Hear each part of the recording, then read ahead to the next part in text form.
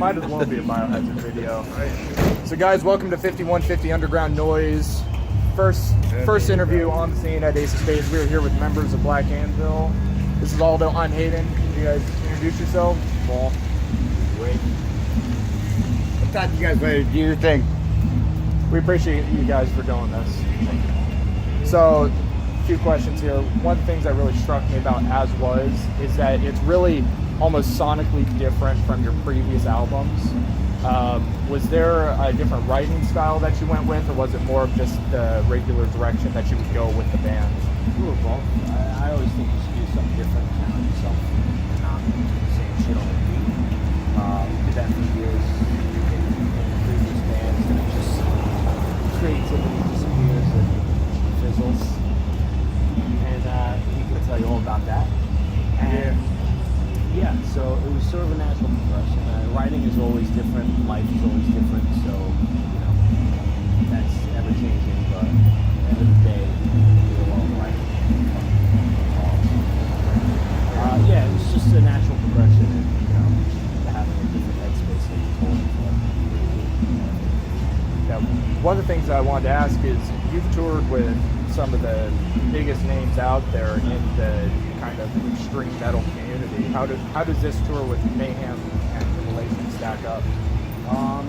It's great. The tour manager, it's tough. Some of that is hard to work with.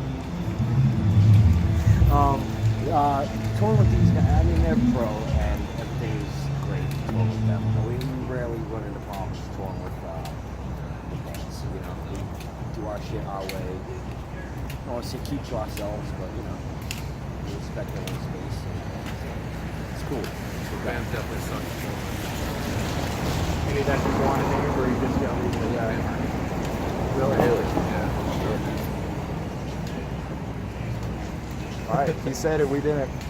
Let's see. I got his back. Why the roll? One of the things that has drawn me to Black Anvil is it's an amalgamation of different genres that have all been kind of melded together.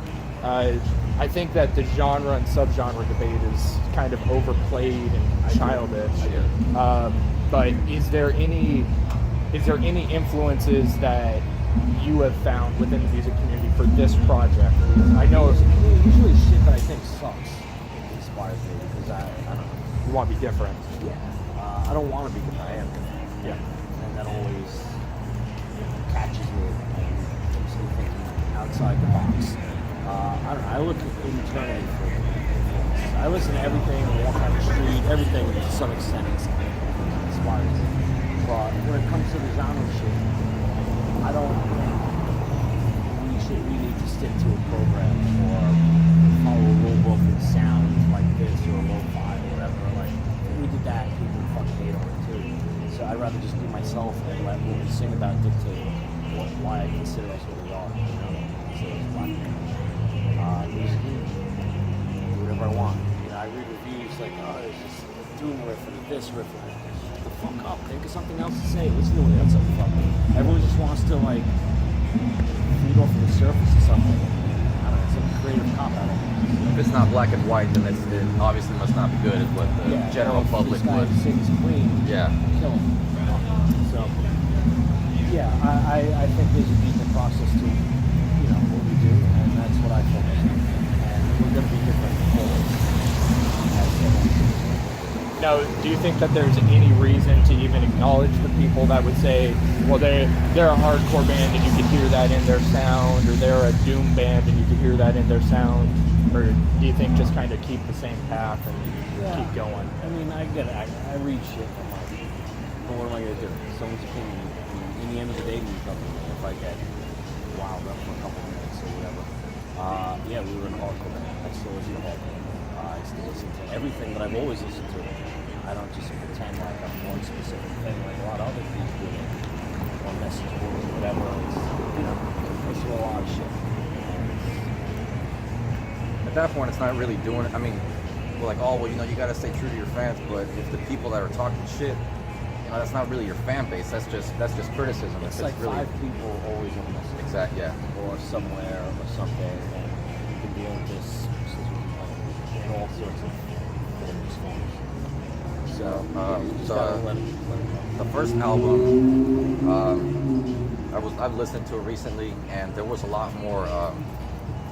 How to word this, like occult, like, you know, a little bit of satanic, I guess. I don't know how to use that word very loosely. A lot of bands think, you know, throw some Satan imagery in there. It's like, oh fuck, you know, it's really badass.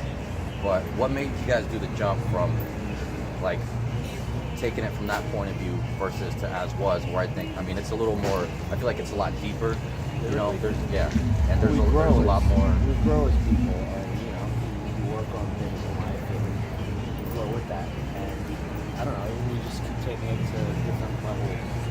I really think it's all sort of on the same page. It's not like we're repeating ourselves a million times, but in a way we are. No, it's good. I mean, there's a lot of bands that have that stay true to, like, we have to keep this sort of occult, satanic, like dark imagery, and you kind of annihilate yourself from the possibility of evolving. And you know, you see a lot of bands like shit gets repetitive and Find a way to be creative. Yeah. That's why vocally there's different shit happening, musically there's different shit happening. The inspiration is always the same, but the delivery has to be different. Right. You know, it's like I do different shit every day of my life, but inside, like, it's the same thing that's making my body run, breathing, and I'm still alive. It's like the same thing. Like we keep moving, we're what we are, but you know, we find ways to just do it creatively different. Before you guys signed with Relapse, how was that? Just walking through the process of that first album. I mean, I've been in a few bands here and there, you know, and the biggest problem is everybody wants to kind of put their 2 cents in creatively, which is fine, but you know, how do you go about just the whole recording process before you sign versus we to made now? that, a friend of ours in Holland put that record out first. Did a small pressing of it on vinyl and CD, and when we signed Relapse, they reissued it just to buy us some time. Okay. So we were doing that on our own anyway. And luckily, a friend of ours was like, "Fuck, I'll put it out." He was a really good friend. So from the whole music. So yeah, it just sort of worked. All right. Well, we know you guys got going and set up. We really appreciate it. And Thank you Travis guys. right there.